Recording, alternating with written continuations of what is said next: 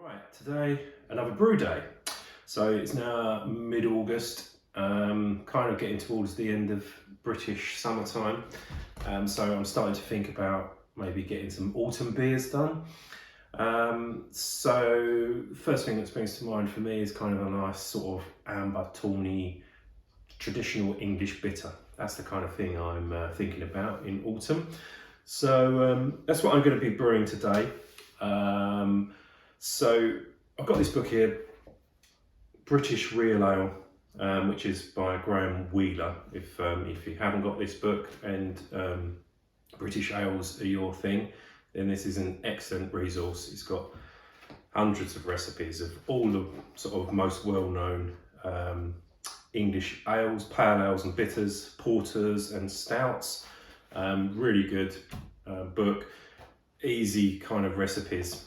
It's one of the things I like about kind of English ales is that they're relatively straightforward to brew. The malt bill in these are just generally 1 or 2 or 3 malts, so like a base malt and a crystal malt, or 1 or 2 extra bits. The hopping is pretty straightforward. It normally consists of Fuggles, Goldings or Styrian or something like that. There's no dry hop necessarily. Sometimes it suggests dry hop with a few cones of Golding on a couple of these recipes. But the hopping is pretty straightforward. And they're relatively inexpensive to brew because, well, for me anyway, being in the UK, English hops are fairly cheap. And you don't use much of them. So typically in this recipe that I'm doing today, for the 19 litre version, there are 26 grams of Fuggles and 26 grams of Goldings, so just over 50 grams in a total batch of 19 litres. So not like these big high hopped pale ales where it ends up costing you kind of 20 quid in hops. This is going to cost you a few quid. So they're nice and economical. They're fairly easy to brew, but don't let that put you off if you're kind of new to English ales. There's some real cracking ones out there, and some of the best beers are, the most simplistic ones to brew. So what I'm going for today is a kind of version of this Exe Valley Dobs Best Bitter. So I kind of chose this because it has an easy or straightforward malt bill. It's for a 19 litre batch, 3.2 kilos of pale malt. I'm actually using Marisotta. And 165 grams of crystal malt. It uses 26 grams of Fuggles and 26 grams of Goldings at the start. Sorry, I lied just a minute ago. There's also 18 grams of Golding in the last 10 minutes of this. It turns out to 4% ABV, around 40 IBUs for bitterness, and colour 15. So it's quite a light coloured bitter. Now, as this is going to end up, probably a lot of this is going to end up, I'm going to give to my dad because he's a bitter drinker. He's very particular about the colour of his beers, and he gives me a hard time because I quite often brew light coloured beers, and if it's not kind of a chestnutty brown, he tells me it's lager. So I'm deviating slightly from this recipe just to appease his fussiness. So I'm going to add a little bit of black malt in this as well, just 20 grams quite late on in the mash, just to give it some colour, just to kind of shut him up, and so he doesn't tell me it's lager. So I'm actually going to be brewing a 12 litre batch. So I've punched those numbers into Brewfather. So I've created a recipe on Brewfather. I've scaled it down to 12 litres. So my recipe, and I'll post all this into the comments, is 2.2 kilos of Marisotta, 110 grams of crystal. I'm using T50. So that was kind of the crystal that I used to most closely match the colour of this at the time. I hadn't planned on making it darker at this time. And 20 grams of black malt. So I'm actually only going to be doing a 30-minute boil, so I'm going to chuck in 18 grams of Fuggle at the start, 18 grams of Goldings at the start of 30 minutes, and then 15 minutes of Goldings at the 10-minute mark. I'm using tap water for this, so quite well. Most recently with my Brew in a Brag stuff, my all grade stuff, I've been using spotless water, which is what the window cleaners use. Sounds terrible, but it's commonly used in, well, so I understand, quite a few brewers are now using it. It's basically RO water, so everything's been stripped out. So, you know, the window cleaners use it and it doesn't leave streaks on the windows. They don't have to squeegee it off. So I've been using that as a base for light coloured beers, but when I put this into Brewfather, my tap water actually seems to be pretty perfect for this. So I'm just using that, and all I'm going to be doing is adjusting the acidity. So I'm adding, because it's very hard water here, I'm just going to be adding 10 mils of AMS, so the acid solution basically, just to stabilise that. I've got the water heating at the moment, so I've got 18 litres of my tap water heating up to 60. Well, I'm going to be mashing at 65, so I'm probably going to heat that up to about 67, 68. And I put a Camden tablet, or part of a Camden tablet, in that at the start, just to kind of deal with the chlorine. So that's it. So I'm going to be mashing that 65 degrees for 60 minutes. And that's pretty much it. So I'm going to film a little bit of it. I'm going to show you how easy it is to tackle an all grain bitter type beer. I've had a few goes, I've done quite a few Brew in a Bags now, and it's really easy. And I think once you start doing it, you sort of realise that all grain is quite a bit, the results are better than what you get from extract. So, or at least what I have from my experience recently, extract beers I've not been that impressed with. So which has made me look more towards Brew in a Bag. So it's pretty easy, it's just a lot more time consuming, that's the only thing. So yeah, there's a lot of waiting around for the mashing and the boiling and the cooling and the blah blah blah. So it'll probably take about 3.5 hours from start to finish. But you know, it's worth the extra time and effort, I would say. All right, so that's it. So I've got my grains already weighed out. I've got these from Malt Miller, so you can put your recipe on there. It all turns up all pre-weighed out in a bag, super duper. So you don't have to weigh, you don't have to buy, you know, 500 grams or kilo of Crystal T50 and then have most of it left over. It's all pre-weighed. It's in here. So I've just got to mash this bag of grains in my water out there. They also, if you order the recipe online, they give you the exact amount of hops again, so there's no kind of leftover or wastage. So I've got my my Fuggles and my East Kent Goldings here, and I'm using Cross My Loof 4 yeast, which is an English ale yeast, to ferment it. So I'm going to be fermenting at 20 degrees for about 14 days. So I'm in no rush, I'm just going to let it do its thing. All right, so let's get brewing then. I'll show you how it's done.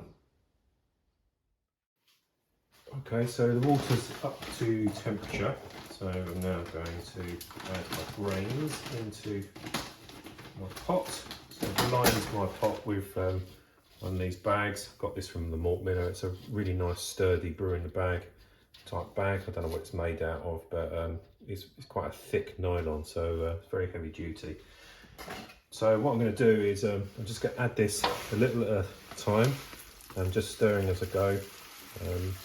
It's important to kind of not rush this step and dump it all in at the same time, because what you'll end up with is what they refer to as dough balls. So the grain will just clump together into these kind of dough ball things, and you won't be getting the most out of your grains if it's all clumped together. So you want a nice runny, porridgey type consistency. Already smelling lovely. Easy does it, easy does it.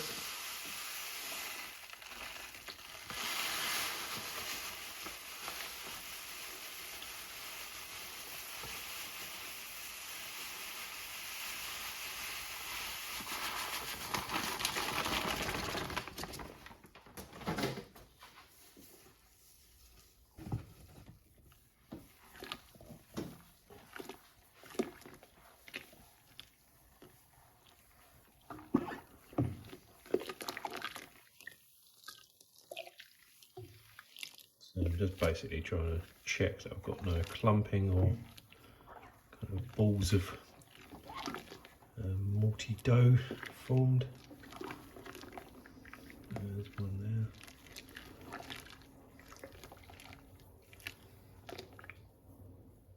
there. Okay, so yeah, that's exactly what I'm kind of talking about, this kind of thing.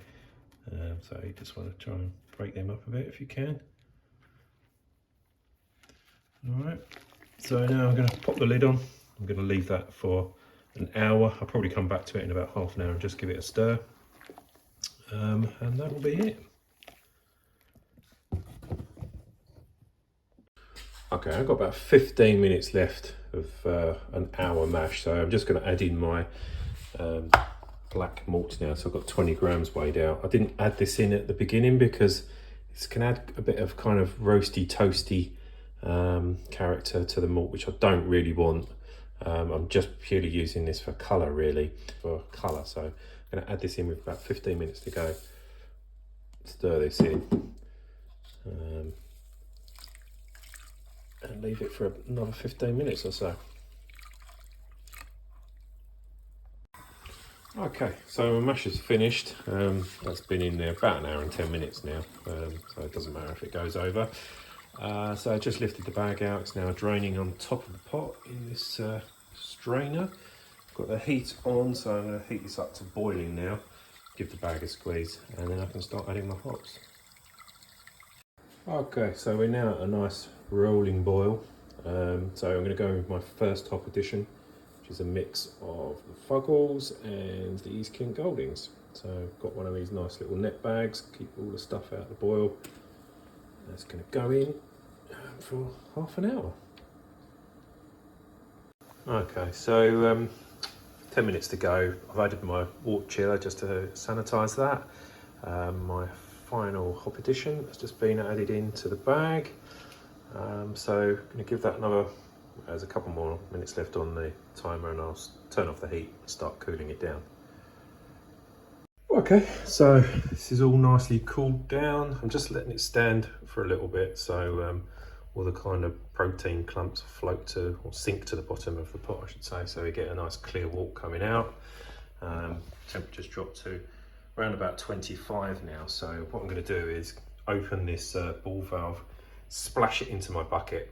By the time I get ready to pitch the yeast, it would have dropped probably down to about 20 degrees, which is ideal. So yeah, I'm going to go and transfer this now into my bucket. Right, so away we go. So just open it up. As I said, it's splashing here, so that oxygenates the wort as it goes. So it's coming out quite nice and clear. Not a bad colour. Hopefully my dad will be suitably impressed. And yeah, ready to pitch the yeast shortly. Right, back for the tasting. Here we go. So the bitter.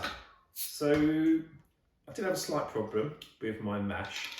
So I didn't get quite the efficiency I was after. So actually, this only finished at 3.7%. So it's very much a sessionable bitter.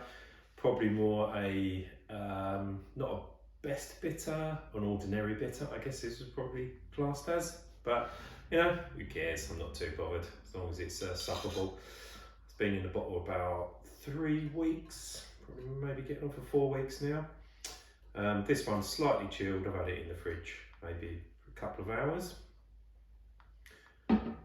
As you can see, a lovely light amber colour. I can tell you now, straight away I'm getting a nice bit of hoppage coming off it. So there was about maybe 10 grams left of out those 2 packets, so about 5 grams each of Fuggles and East Kent Golding. that I'd left over, so I actually added that as a dry hop, just for the sheer hell of it. Come out quite a nice amber colour, pretty much what I was hoping for. Nice head on the top. This is actually quite low carbonation, so it's got about half a teaspoon of dextrose in each bottle, so I was aiming for a low carbonation. That's how really bitters should be served.